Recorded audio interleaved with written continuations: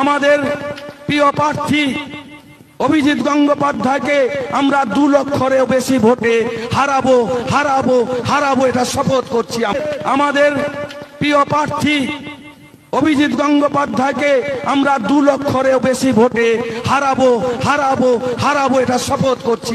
আমাদের প্রিয় প্রার্থী অভিজিৎ গঙ্গোপাধ্যায়কে আমরা 2 লক্ষেরও বেশি ভোটে হারাবো হারাবো হারাবো এটা শপথ করছি। আমরা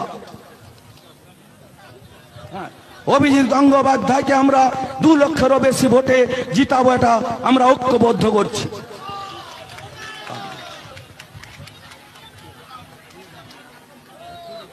আপনারা জানেন আমাদের এখানে যিনি প্রার্থী হয়েছেন দেবাংশু, তিনি আমাদের অভিজিৎ গঙ্গোপাধ্যায়কে বিষধর সাপের সাথে তুলনা করেছে।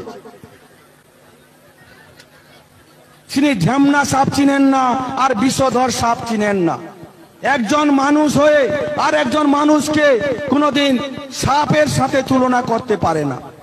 সেই জন্য আমরা আপনাদের কাছে বিনয় করজোড়ে আবেদন, আমাদের এই প্রার্থী অভিজিৎ গঙ্গোপাধ্যায়কে 2 লক্ষেরও বেশি ভোটে জয়যুক্ত করে আমাদের ঐক্যকে আপনারা বজায় রাখবেন।